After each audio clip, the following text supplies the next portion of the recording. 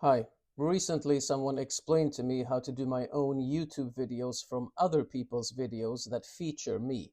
So far, I had only posted those videos here on my community tab, but I think more people will see them if I publish them also as my own videos. So over the next couple of weeks, or maybe a month or two, I will be posting interviews and appearances that I've had on other channels. In fact, my last video of a talk I gave recently in Hungary, in Budapest, was my first such attempt. Now, I'll still, of course, continue to post my own mini lectures on this channel as before, so continue to stay tuned for those. But right now, and without any further ado, here is my interview with Peter Boghossian. Today on the live stream, very excited today. We're going to have a special guest, and Reed's going to do some dialogue mapping. So my guest today is philosopher and author, Dr. Benedict Beckeld. Benedict emigrated to the United States from Sweden as a teenager. He earned his MA and PhD in philosophy, Greek, and Latin at the University of Heidelberg. I just finished his book. He's an extremely smart dude. His writing is super clear. Benedict's writing can be found in Quillette, City Journal of the American Conservative, although he does not consider himself a conservative. Maybe we'll talk about that. And the Salisbury Review, among other publications. So his latest book is Western Self-Contempt, Oikophobia, and the Decline of Civilizations. And we're going to talk about that. Before we talk about that, we're going to try something experimental here. So when we were in Australia, our friend Tim Van Gelder, Dr. Tim Van Gelder, who's at the University of Melbourne philosophy, told Reed about a book, dialogue mapping. We're going to map out this conversation. So if you have any questions or you want to add, hopefully the map that Reed creates, and we'll be able to see it on the screen. It will be clear for everybody. Okay, cool. And then we'll add the super chat feature in as well. We can add that to the map, so we'll be good to go. All right, cool. Hey, man, thanks for joining us. I appreciate you being here, and I loved your book. Thank you so much for having me. Yeah, I'm glad you liked it. Yeah, I thought it was very clear. I thought it was very accessible, and I think it's extremely important and timely. And so I want to hit on some of those notes today. Okay, so let's start with an explanation of the Greek word oikophobia, which is the central concept in your book. It's not a familiar word in the American vernacular, but it definitely strikes a chord of recognition given our current cultural situation. So what is it?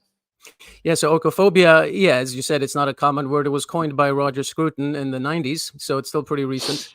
And oikophobia, so it's Greek, obviously, phobia. Everybody knows oikos, the Greek word for home. So it's the fear of home, or more like the hatred or dislike of home is more how I use it in the book.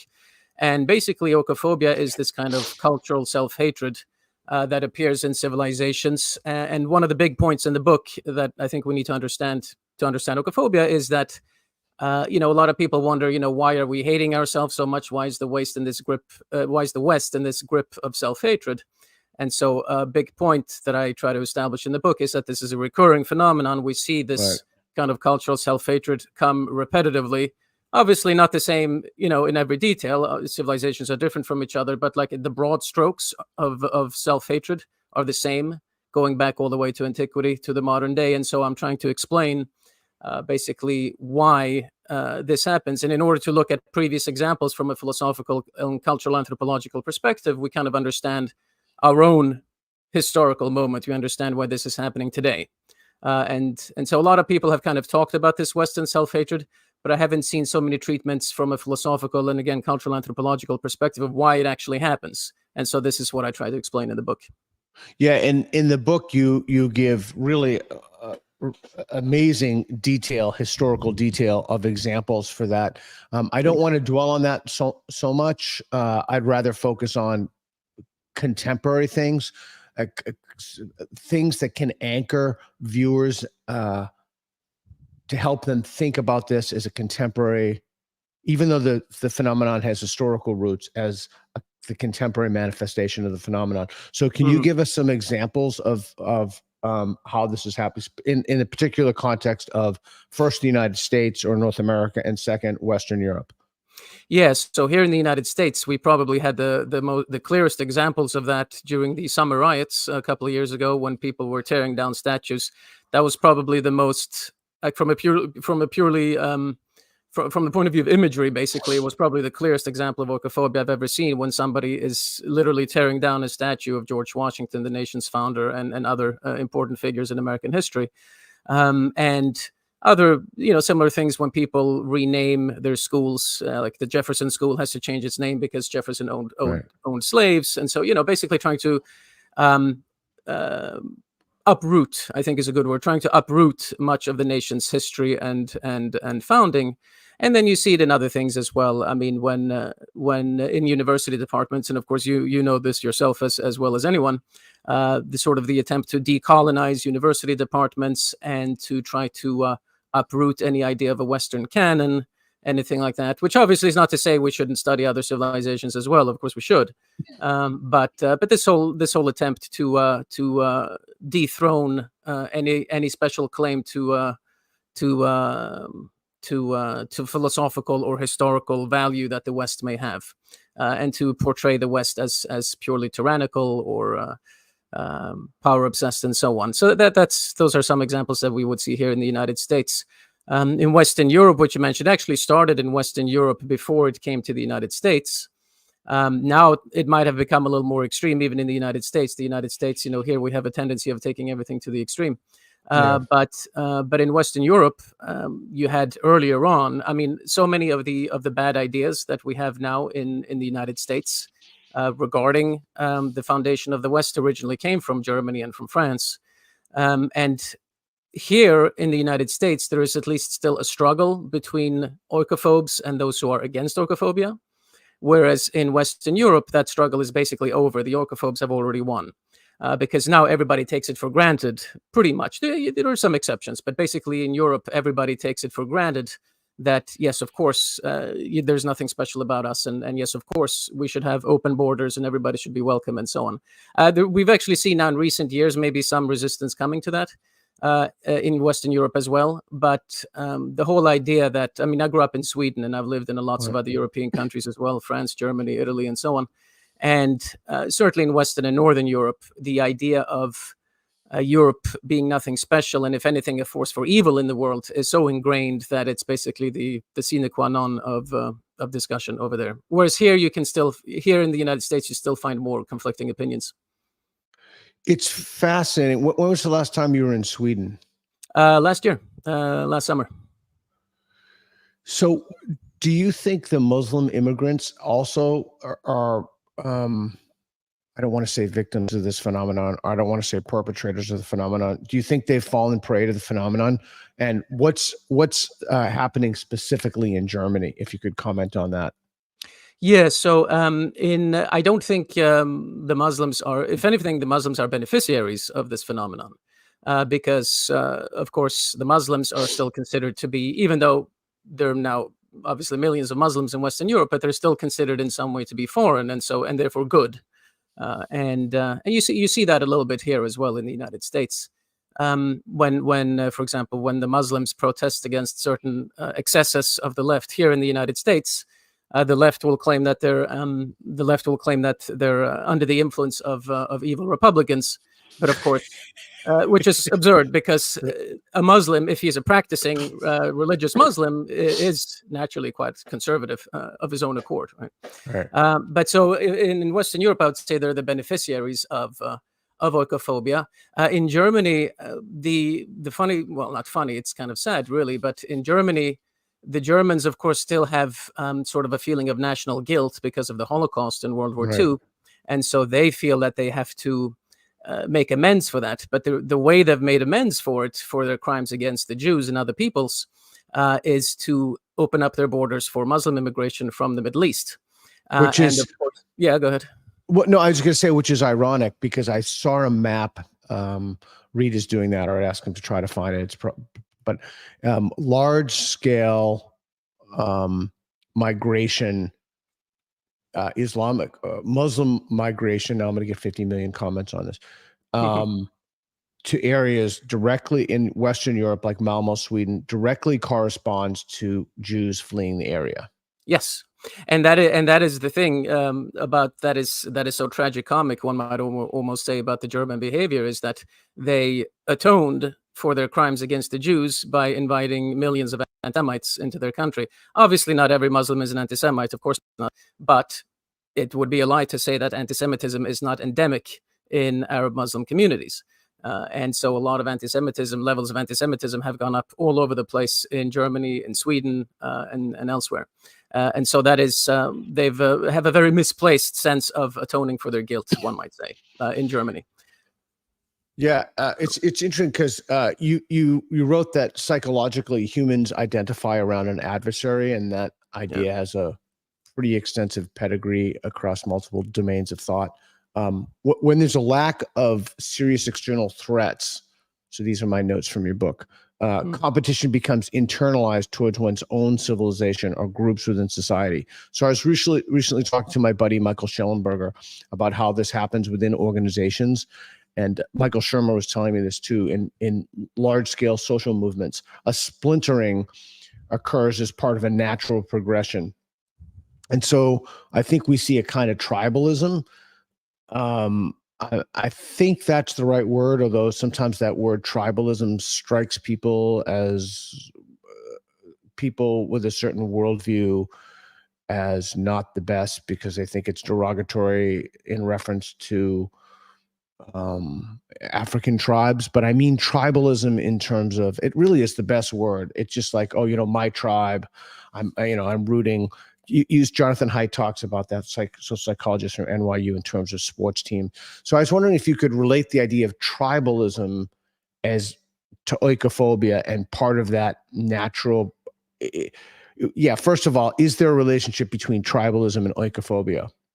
Yeah, so I think tribalism is a good word, actually, although I agree that it's sometimes maybe a little overused.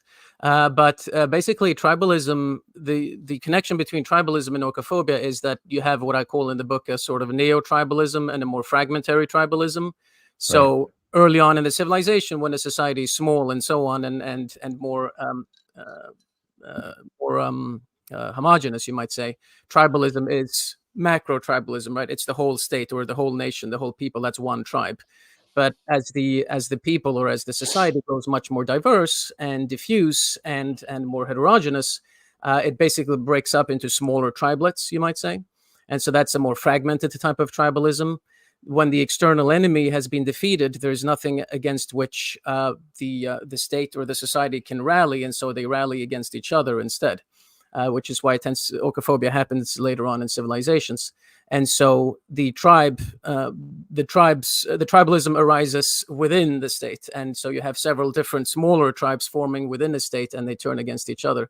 So in that sense, I think tribalism is quite accurate, because, I mean, if you ask a lot of people here in the United States, if you really get down into what they think, you'll find that they hate other Americans. So many Americans hate other Americans of a different political stripe. Then they'll hate some foreign group or whatever. Which is not to say that obviously that it's good to hate a foreign group, but it's just an observation that you notice that this kind of shift has taken place, where the tribalism is turned inward against one's own state, against particular groups within one's own state. So a few things come to mind. First, you write in the book that Israel has not suffered this. Right. Not as much, no. Yeah. Why? Do you think it's because, well, let me see if I can answer my own conjecture. Yeah. Do you think it's just because they're under constant existential threat? Basically, yeah. There are a couple of, not only that, that's certainly a big one. It helps to be constantly surrounded by enemies, because whether you like it or not, you have to rally to your state's defense in such circumstances. Another, that's probably, I would say, the biggest reason for Israel. Another reason is that religion, obviously, still a little stronger there than it is in other Western societies, Western Europe and the United States. You have obviously, I mean, overall, Israel is a secular country, but you still have a strong religious element in there. And that certainly helps, because religion, of course, itself has this sort of has a somewhat tribal nature, certainly Judaism in a certain sense more than Christianity, because Christianity has universalistic ambitions, which Judaism doesn't have in the same way. Yeah. And with religion comes an emphasis on family and so on, and family being the core of the state. The average Israeli woman has more children than the average Western European woman, for example. And all of those things come together to kind of to serve as a defense against oikophobia, certainly. Yeah. Okay, so we have so much to talk about. Okay. Yeah. So I want, so one of the things that you brought up is religion. I think that's chapter 2 of your book. The other thing that I want to talk about is that and maybe this is just my lens, but I don't think so though. So I'll just throw it by you. When I was reading your book, the thing that just kept punching me in the head until I was like punch drunk with it was that wokeism is the perfect example of a manifestation of the phenomenon which you describe in the book. This absolute obsession with systems, that systems being at fault, changing the word, homeless to houseless. It's the system is responsible. Minoritize. I did a series on this in Woke in Plain English. The system makes money. We have to rip down the system. We have to dismantle. We have to disrupt.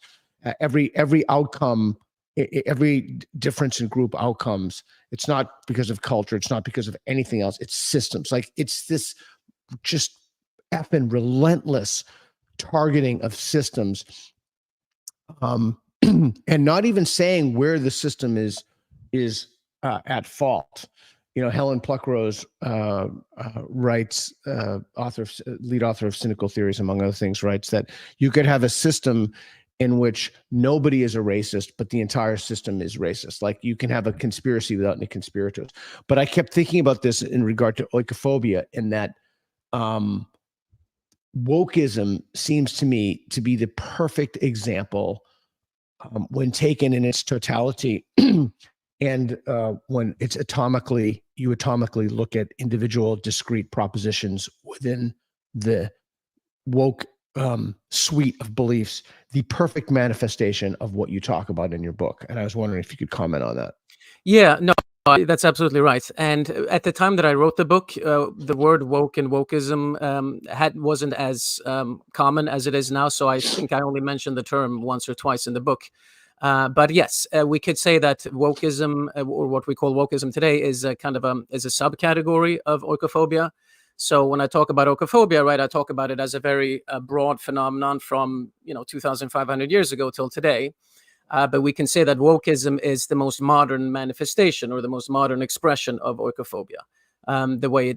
Because you might say there's some.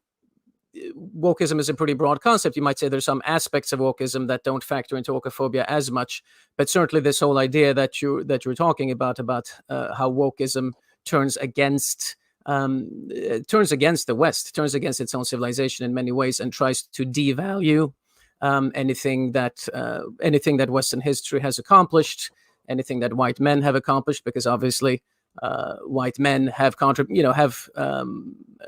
been the driving force behind much of what we consider Western tradition today, which is obviously not to say that other haven't contributed as well, and it has also been a self-perpetuating force, of course.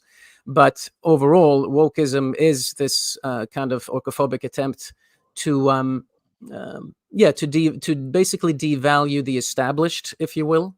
And the established is our history. The established is Christianity and so on, and to place in its stead anything that seems foreign and exotic and different or marginalized.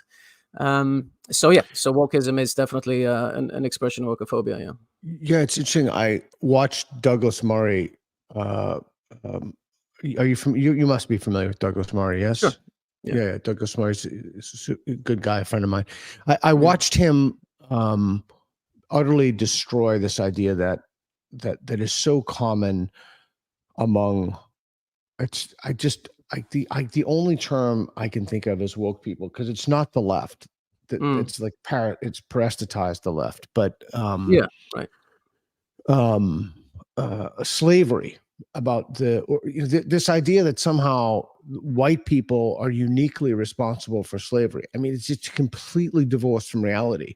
Of course. But yet you hear this over and over. So I wonder if, there are just so many variables, and there's just so many paths we can take this conversation. But so when I hear this, it's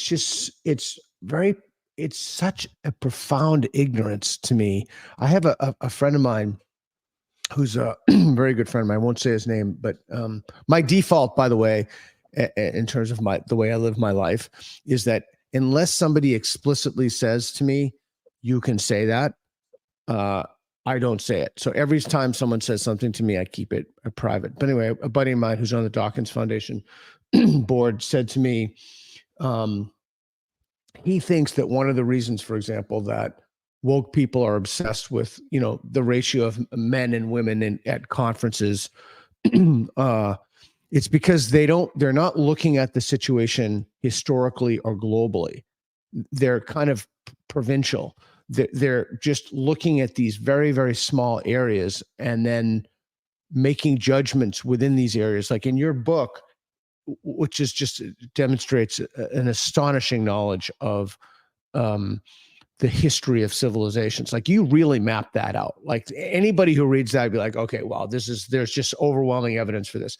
But on college campuses, for example, that's why at the height of ISIS slave trade of Yazidis, I didn't see a single protest. I didn't even see a single person. I saw nobody holding a sign. I saw nobody holding anything. So it's not just the failure to moral triage. I think a lot of the people who don't understand these phenomenon don't have the historical or cultural knowledge of what's going on in the world. And so I guess my question then to you would be, do you agree with that? And if you do, so do you agree with that? And then I was going to ask you to relate that to this idea that there seems to be a moral preoccupation with the wrong things. Like it's a failure to morally triage. Yeah. So I think that's exactly right. Because one can sometimes, in some individual case, one might actually think that, okay, well, maybe they have a point in this particular area, but they don't see the larger picture, as you say. And this is something, as you mentioned, I try to do in the book to really give kind of the bird's eye view of what's going on. So we're kind of surveying Western history and Western philosophy to kind of figure out how this all came together. And I think one example I mentioned in the book is about people wanting to stop Columbus Day and replace it with Indigenous Peoples Day or something like that. And my point is that even if you could show that Columbus did some bad things, let's say, you're only these woke people, these oikophobes, they are too limited by only looking at this one thing. Let's say, for the sake of argument, that they have some point about Columbus. Because they're looking at it in isolation, they don't understand the kind of damage they're causing to their civilization as a whole. Because if step by step we tear down every special day and every tradition and so on, we're going to weaken our civilization, and overall, it's going to be another nail in the coffin of our society. And so, by not looking at the larger picture and by looking at everything in isolation, they don't understand the kind of damage they're causing long term. Yeah, okay. So I want to talk about that. I want to drill on that. So yeah, this is very interesting to me, specifically that you use the word understand. Mm-hmm. So we need to disambiguate that word. So I think that the goal, that is their goal. Their goal is to destroy the civilization. In fact, they're pretty clear about it. And they manifest that, for example, in tearing down statues.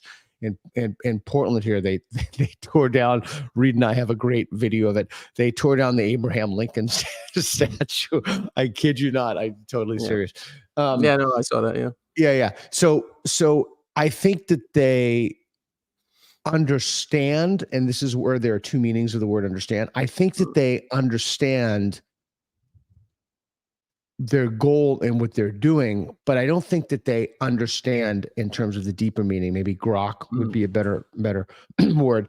I don't think that they understand the implications of that because they don't know enough history. They haven't done enough intellectual work. They don't know about, like, when they tore down the Churchill statue. Like, they tore down this Churchill statue in England, like the guy who defeated Hitler. Right. I mean, I read a tweet or something like, if you think Churchill was bad, you should have seen the other guy. But I think that they're so provincial that they understand what they're doing in terms of, they know what they want to do instrumentally, like as an instrument, but they don't understand the consequences of that. And I think, and now I'm speculating, but I'll just throw that out to you because this is where we can legitimately invoke the word systems. Because they have been, in a sense, epistemological victims of a system that has had to turn away from objectivity and turn towards subjectivity, and turned toward lived experience, and turned away from academic rigor, and turned away from the canon of Western knowledge, the canon of looking at things, because those themselves are seen as problematic and part of the edifice of patriarchy, misogyny, etc. I do want to say, sorry if I'm rambling here or talking too much, but I do want to say I think it's really important. I did an event with a very, very close friend of mine, one of the most amazing people I've ever met, Faisal Al-Mutar. If you don't know Faisal, the dude is on another level. He's also like the most American person I've ever met. He's an Iraqi refugee. Just love him to death. And the event was, are Western values worth defending? And I think that the key in this conversation, I think, is that, you know, when you talk about Western values, like, I don't know, you could choose Enlightenment values, maybe better, or freedom of the press, constitutional values, freedom of assembly, freedom of speech, etc. There's nothing unique to the West about that. Like, those values can be for everyone. You know, science, epistemic adequacy. Some of the best doctors are especially in the UK, have immigrated from India. So there's nothing uniquely white. In fact, there's nothing white at all about these values. But I think it's, when you look at oikophobia, it's the rejection of the canon of knowledge, and hence what you said before is correct. The impetus to want to decolonize or deconstruct these in the name of, I don't know, some kind of misplaced egalitarianism, or a kind of scholastic equity. I don't really know what it would be. I don't know if anything I said was even remotely clear. I was just kind of thinking off the top of my head. What do you think? Yeah, no, so I think, yeah, probably making two main points. I would agree with you. There's certainly a lot of them, what you said in the beginning there, that who actually are aware of what they're doing and who really do want to destroy Western civilization as we know it. Certainly the most hardcore ones. I guess I would say only that there's also maybe a subset of people who perhaps have better intentions, or what we would call good intentions, and who really don't realize. I mean, I'm talking as somebody also who lives, well, you live in Portland, so you probably may know some of these I people. moved. I just moved out of that cesspool. Yeah. Oh, okay, good for you. Right. Yeah, I still live in New York City, and you know, I kind of move in sort of intellectual and artistic circles, and so I know a lot of people here who I know don't really wish for the United States to collapse, or for Western civilization to collapse, or anything like that. But as they understand it, they simply want a juster and fairer civilization, not realizing that what they're doing actually is weakening the United States and is weakening Western civilization in the long run. So I would say maybe there is a subset of people like that. But I think you're certainly right that there is also a lot of them who really do know what they're doing, and who do desire our civilization's downfall. Yeah, no, so I would say that's probably true. As for the when you talk about the sort of the subjectivism, I guess sort of is something you alluded to a little bit, about how everything becomes just my own lived reality and so on.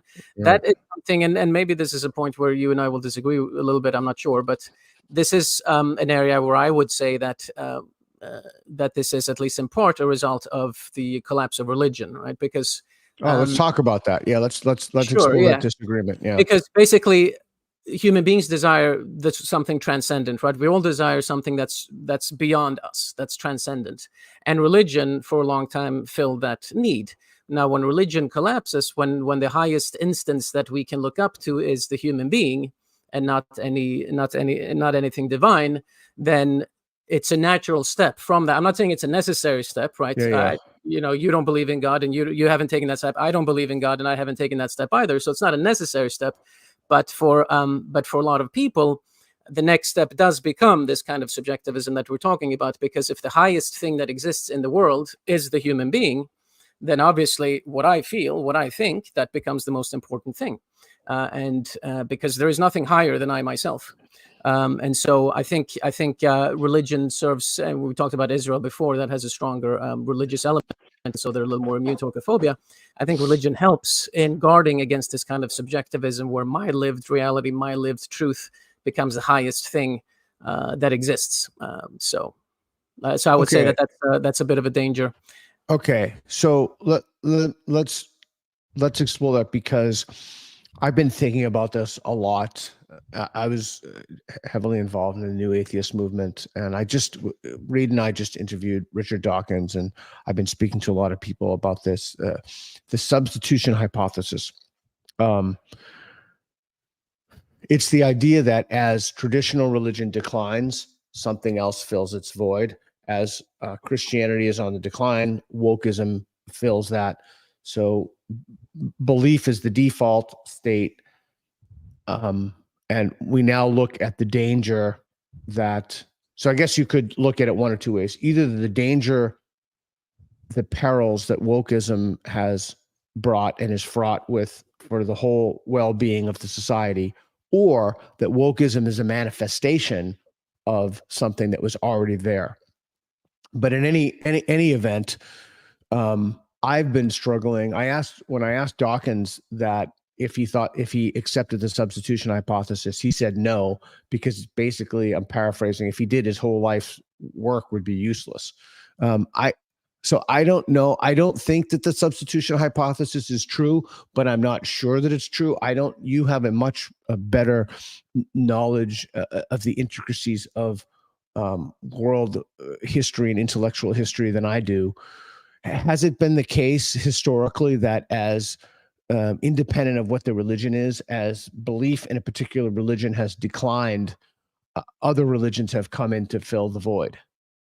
So I would say the substitution hypothesis is partially true. So let me explain what I mean. Yes. So the quick answer is that yes, as religion declines, other beliefs come in to fill the void. And you see this, you made a reference to history. I talk a little bit, for example, in my chapter on the Roman Empire about how people kind of stopped believing in the traditional gods and in the traditional Roman religion. That led to a lot of different superstitions. People started, astrology and physiognomy, and people and importing foreign cults as well, about like the cult of Isis, for example, that people didn't really understand anything about, but it was something foreign and exotic, and so it seemed interesting. And so that kind of started replacing traditional religion in Rome. And we see this to an even greater extent in modern times, where the collapse of religion leads to new fanaticisms, you might say, but fanaticisms that are often fanaticisms that are just as extreme as that of any fanatical religious observer, and also that don't have religious infrastructure, and so they, in a certain sense, they can be more dangerous because every person kind of just does what he wants. And that actually leads me into the point to why I say that I think the substitution hypothesis is only partially true, because when people say, okay, so is wokeism then a new religion? My answer to that is still kind of not really, because there are certainly elements to religion, elements of religion that wokeism has, like this fanaticism and this kind of quote unquote witch burning, right? The going after heretics and so on. Those are elements of religion. But the thing is, religion is so much more, right? Religion, and I talk a little bit about this in the book, and this is where I would strongly disagree with the people like Dawkins and some of the new atheists. Because in my opinion, they have a very simple too simple understanding of what religion is, as if it's just the belief in something supernatural. But religion is so much more. Religion is a system of tradition and custom, right? It's a sense of the sacred, and religion is a way by which people relate to each other in their own community and so on. So religion, a full-fledged religion, has things that you and I certainly would disagree with. We're both atheists. But it also has other sort of communal aspects that can be quite salutary for a society. And wokeism doesn't have any of that. So you might say that wokeism is just the negative side of religion without any of the positive aspects. And so that's why I don't think there's substitute. So I wouldn't say that wokeism is a new religion, but I would say certainly, yes, that with the collapse of religion, that does yield place to wokeism. And this is something you see when you see some new atheists complaining about the rise of postmodernism and science and so on. I'm tempted to point out to them that, unfortunately, your work against religion, against God, and so on, has actually contributed to the rise of postmodernism and science. Exactly. So that's the main criticism leveled against Jerry Coyne, me, Dawkins, Harris, etc. Right. That's the primary criticism. I was just, I don't know why this occurred to me, but when you said that there are things that, so I'm gonna push back on a couple of things, but you said Sure. shared cultural practices, right? Yes. Explain that. Explain that, and then I have a couple more questions. Well, so shared cultural practices is something that wokeists or oikophobes don't really have because they're just interested in tearing down.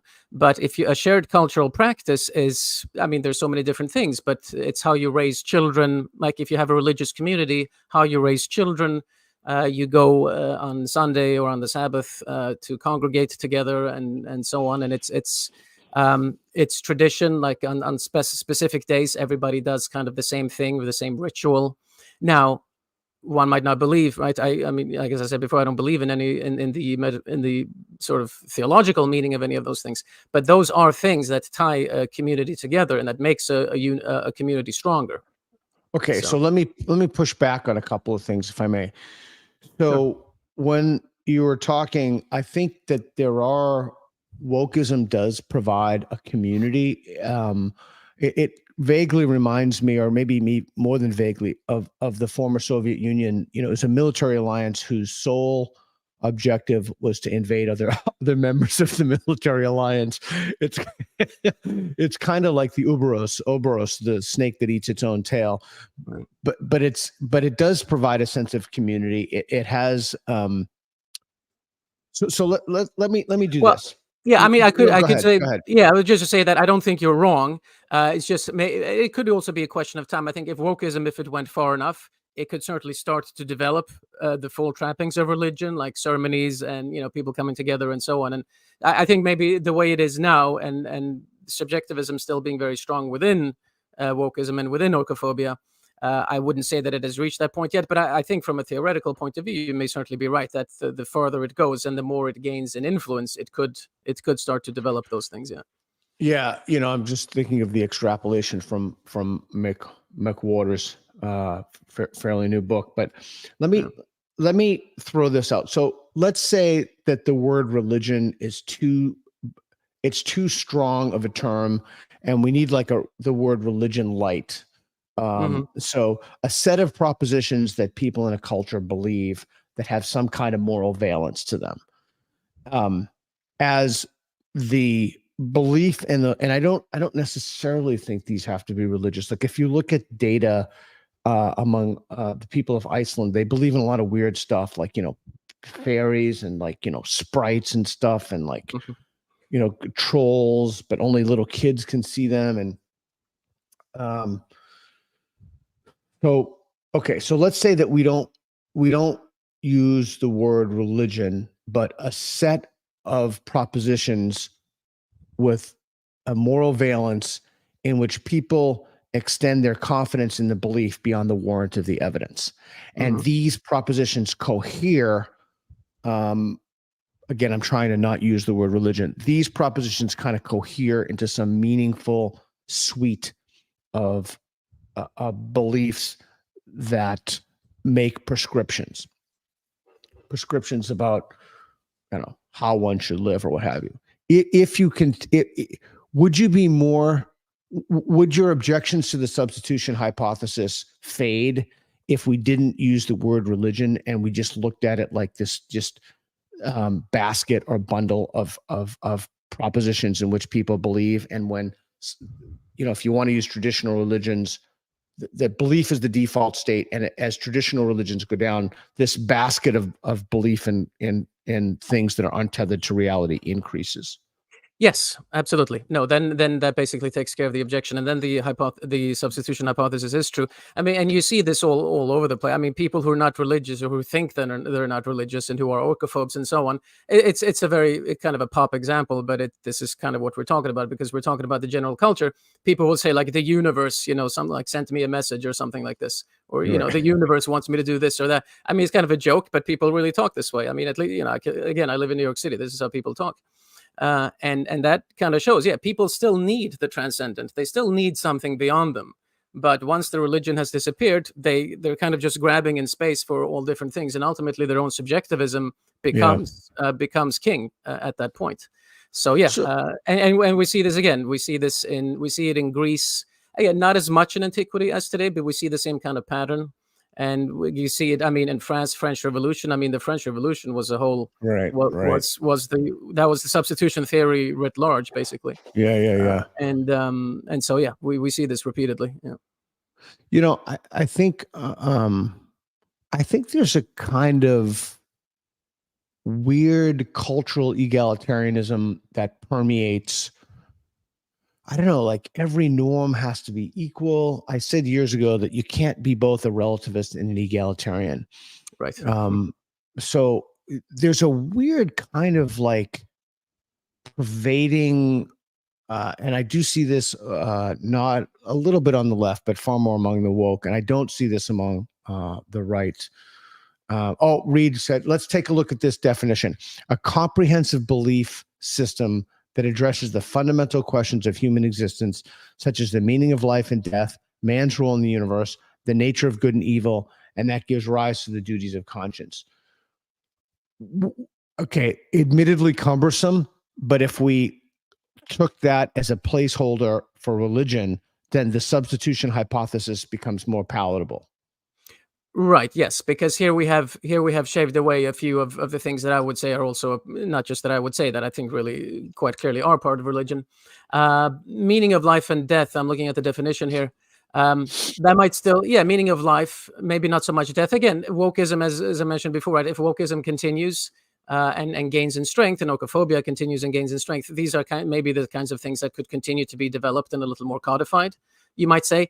My one issue is, again, because since we've been talking about subjectivism, that happens when religion collapses. There are so many different strands within wokeism and so many different expressions of oikophobia that I think it would be, in a certain sense, it may be difficult for this kind of a codification to develop, because there's so many different people. When you have subjectivism, you can't really settle on anything. You can basically only settle on what you hate, and this is something I think maybe is a good thing of a good way also of defining, or an additional definition of wokeism and oikophobia, is that they're very passionate about what they hate, and they know what they hate, but they're not as passionate, and they don't know what they love.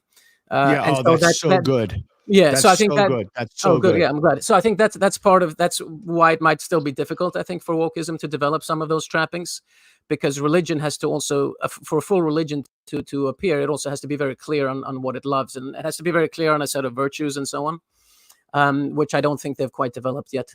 But with that definition, I think we're getting very close to being able to say that the substitution theory is true. Yeah, certainly.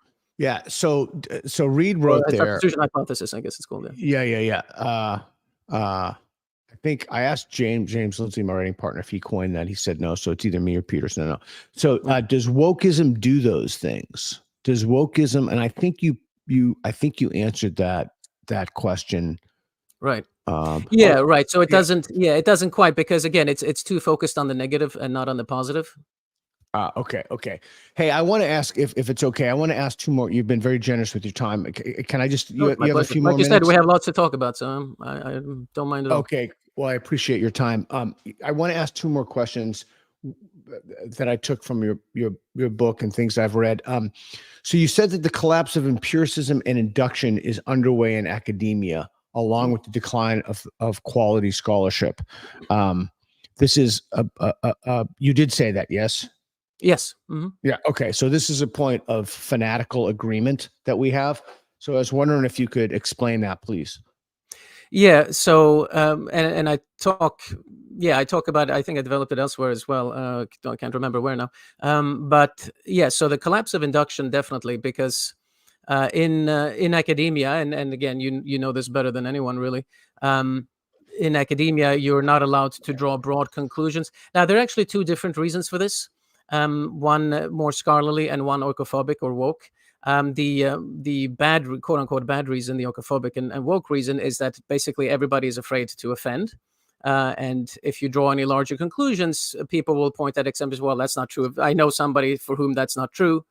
I mean, I can give you an example. For example, when I wrote my book and I said that historically women are more attracted by astrology, for example, than men.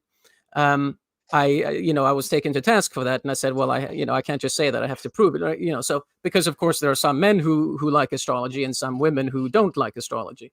So of course there'll always be exceptions. So you're not allowed to generalize, because people are afraid of causing offense. But generalizations are of course necessary for as a hermeneutical tool. Generalizations are necessary to be able to advance and test a theory. And so for that reason, induction it has died in academia, basically. And then there is, of course, the more scholarly reason is that people are trained in academia to talk more and more about less and less, right? It's an old saying, you know more and more about less and less. That's what it's like to get a PhD.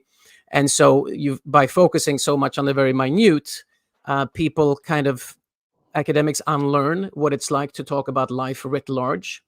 Which is a shame, because really life, because life writ large should be our domain as philosophers. You're a philosopher, I'm a philosopher.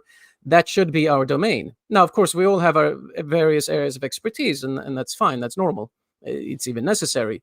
But we should still always be open to discussing life in general, and what does philosophy mean for us as human beings, and so on. And that's not possible anymore with this kind of hyper specialization that we have in academia. So those are basically the two reasons, one little more sort of scholarly and one more oikophobic or woke, why induction is dead. And it's a shame, like I said before, because induction is necessary as a kind of argumentative tool. We have to say, well, if we draw a broader conclusion about such and such a thing, then what happens, right, philosophically speaking? And so when people say, and this is another expression of wokeism, of course, people say you should never generalize. Right. Whenever you're speaking to somebody who says you should never generalize, I hate generalizations, you're speaking with an idiot, because though it's necessary to generalize. Doesn't mean that all generalizations are true. Obviously, we have to discriminate between we still have to base it on evidence, but that's what induction is. Okay. So, yeah. So let me. So I want to pursue so much of what you just said, but I'm increasingly using these conversations to help me think through issues that I've been thinking about. Mm-hmm. So I'd like to, if it's okay, I'd like to tell you a story and get your feedback on this, your thoughts on this. So I have a very good friend of mine. This dude is super smart. He's like crazy smart, unbelievable knowledge of history. He's just on another level. It's like speaks, I don't even know how many languages. A very good friend of mine. And he's fallen to the woke virus, the woke mind virus. But he hasn't fallen for it hook, line, and sinker. And just now he's starting to as Dan Dennett says, break the spell. And I asked him years ago when he started to when the virus hit him, I asked him to write down 10 beliefs. I should have been 20, but 10 beliefs that he has right now that he didn't have 3 years ago. And I hope he did that. And I told him we're going to revisit that in 5 years. And that was, I don't know, it's been about 5 years now. But he still talks to me, unlike some other people. But my question to you is, and this is something I've been thinking about for a while, and I've published a couple of pieces about this. Do you think that there's something particularly dangerous about the study of philosophy, in that when you study philosophy, you become good at, James Lindsay and I published a piece about this in the Philosopher's Magazine. You become good at giving good reasons for bad conclusions. Mm-hmm. And you also know that you know a lot of stuff, like that you know how to think, and that you know a lot about logic and disputation, and maybe the history of Western intellectual thought, at least Western, maybe beyond, depending on one's history. And so do you think that there's a unique danger in the study of philosophy, in that you're actually more subject to the whims and the capriciousness, the ideological caprices of intellectual currents? So the studying philosophy could actually make your epistemic situation worse. Yes, I agree. And in fact, and I mean, this is a reason why oikophobia it tends to be an elite phenomenon. In fact, in ancient times, it was pretty much unique phenomenon. Sorry, an elite phenomenon. And then in modern times, it has also seeped down into. I talk a little bit about that in the book. It's also become more widespread, like into the middle classes and to some extent even the lower classes. But it's still the case that it tends to be an elite phenomenon. And in fact, in the book, I give a 10-point list, as you saw, about why it's the intellectuals and the elite that tend to be more oikophobic. And one or a couple of these certainly relate to what you just said, which is that the more you know, obviously, the more you have to, the more you have that kind of epistemic transformation. And the very spirit of intellect and the very spirit of philosophy is critique. Right. That's what we learn to go beneath appearances and to kind of dig out the reasons and why do people do this, why do people think that, and so on. So obviously, hand in hand, very often it goes very very often hand in hand with that to start questioning to question the traditions and the beliefs and so on of one's own society. Certainly. Okay, so that's something one has to keep in mind. Yeah. So do you think, and I know you don't know this guy in this situation, but do you think in general, you don't even have to answer him. Like studying philosophy is kind of rolling the dice. It's an epistemic roll of the dice, because you could study philosophy and, become more subject to the historical or whatever cultural phenomenon happens to be in vogue.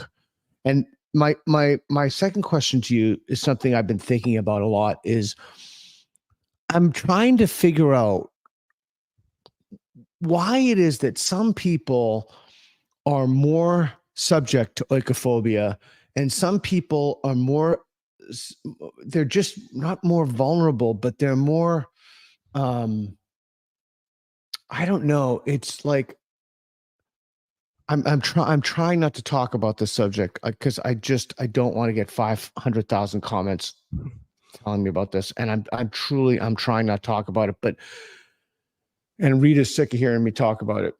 And I got a little voice in my back of my head saying, don't talk about it. Don't talk about it. But I'm going to talk about it. This whole UFO thing is the weirdest fucking thing to me. I mean, it's just that's not what I was expecting. Yes. It's so obvious that it's a delusion.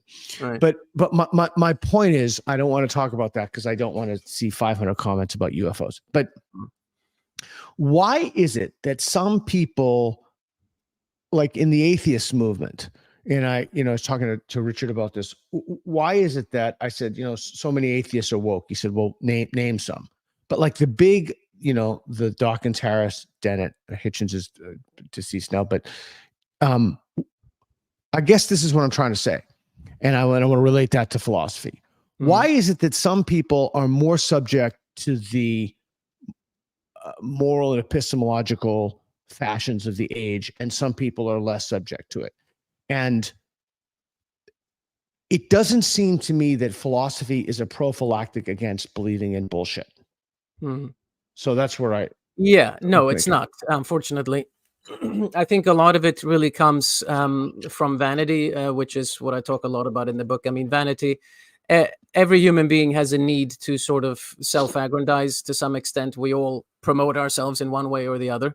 But some of it have it more than others. And with increased knowledge, with academic degrees and so on, with people asking questions about one's field of expertise and so on, comes a certain sense of one's own importance and one's own abilities and so on. And that can be a very seductive thing.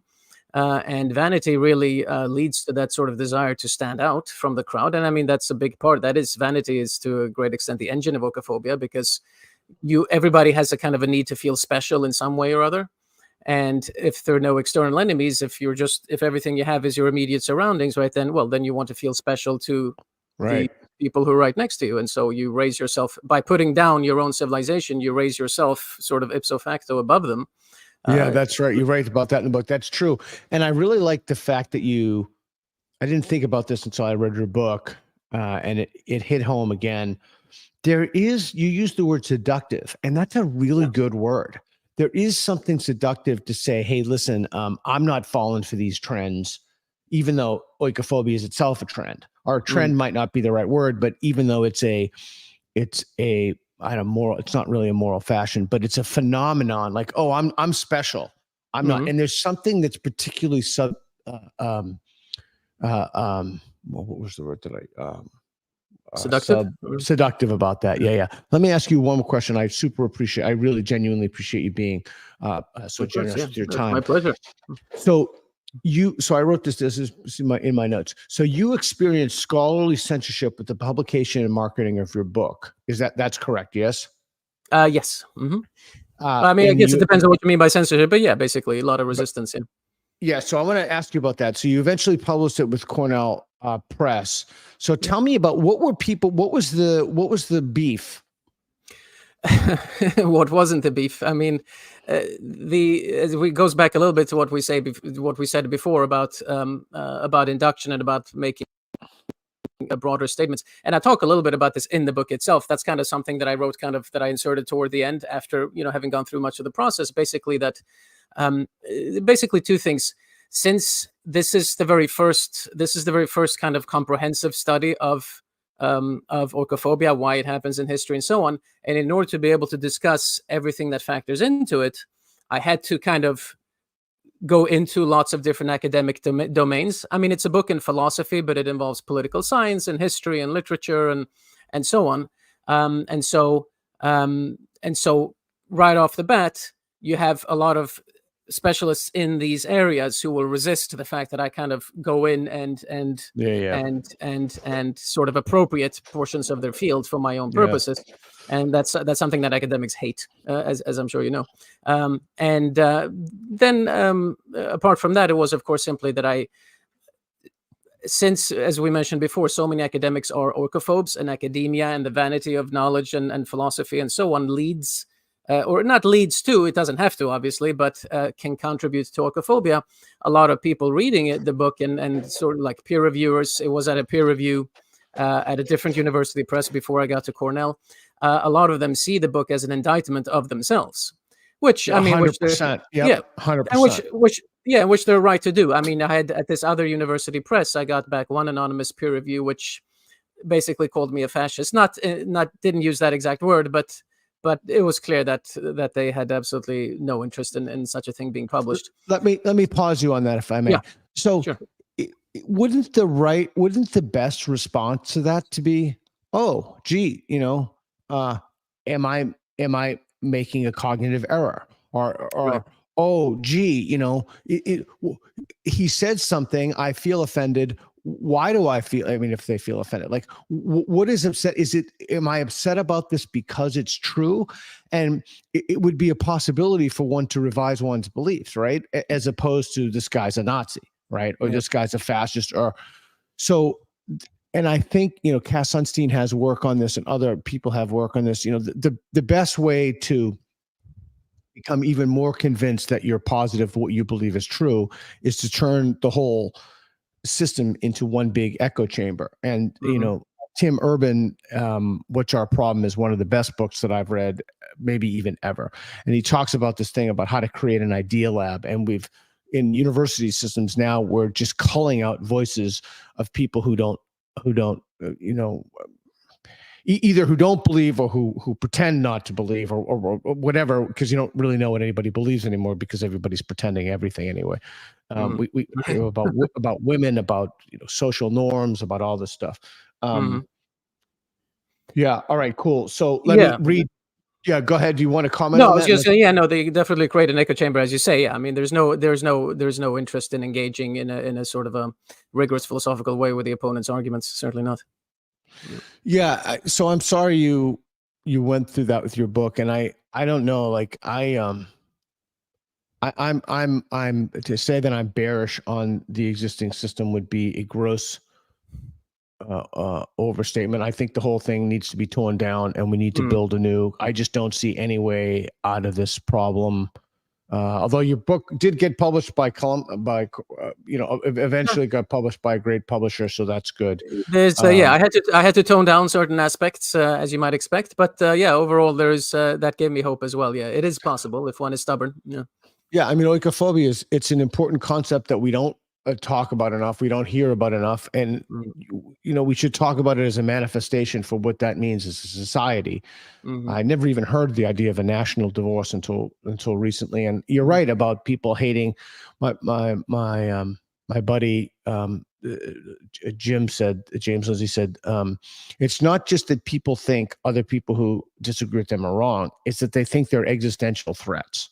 Yes. And when you start thinking that somebody is an existential threat, man, that's a whole nother level of problem that you get into. Like that's way beyond the person is just wrong, right? And that is that need for an existential threat that we have, because we don't have foreign existential threats, or at least we don't believe we have foreign existential threats, because we live in peace and security and wealth and so on. So we manufacture an existential threat here at home instead. Yeah. So is there anything that you want to talk about that I didn't talk about, or that I should have asked that I didn't ask, or that anything you're on your mind? It just doesn't have to be about oikophobia. It could be about anything, like just something you're thinking about. You want to toss it out to me? We've covered, yeah, I mean, as you said before, we have, this conversation could go on for hours, I think. Yeah. We covered some, probably the main points that I kind of had in the back of my mind before we started. Yeah, I think, well, maybe one thing that could be mentioned is how, we have this struggle between oikophobes and the sort of conservative reactionaries, if you will. Maybe one point that's worth mentioning is that one can kind of see the triumph of oikophobia and of wokeism, in the sense that a lot of conservatives or putative conservatives have actually yielded a lot more territory than to the oikophobic side than they might 100% realize. And so kind of the whole system is kind of moving toward the radical left.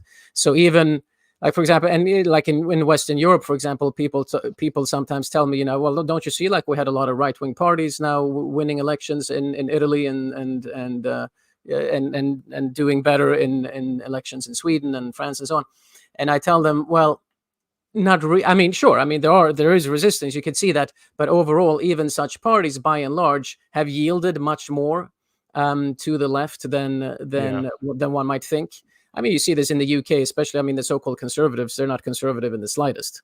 And so I would be, yeah. So that maybe is striking a more pessimistic note here, but that's another thing maybe that one should keep in mind if one wants to struggle against oikophobia, not to simply to really understand how the whole system is moving in that direction, and not just the left. Well, I hate to end on that note, because I just find that no, it's cool. I just find that to be, I just find that to be so insane. Like, people, they just do not understand and not even the economically prosperous society that we've created. This is they should read Pinker's book, Better Angels, or Shermer's The Moral Arc, or so many. I mention those a lot because those were wonderful texts, but people just don't understand what it's like to live in all this freedom. They just simply don't understand. We're safe here in the United States, as you said. That's correct, but we have certain rights and liberties that every single person in this country should be unbelievably grateful to have those liberties. And it's not that it's a shame. It's a fucking horror show that we have people who just don't know any better. And they're actively attempting to destroy a system that they don't understand how it operates, a judicial system, an economic system, a legal system. That's right. As somebody who's lived in quite a few different countries, I'm grateful every day that I had the privilege to become an American citizen and to be living in this country, for sure. Yeah, so you're in New York. So I don't know when Reed and I are going to be in New York. Reed and I go everywhere together.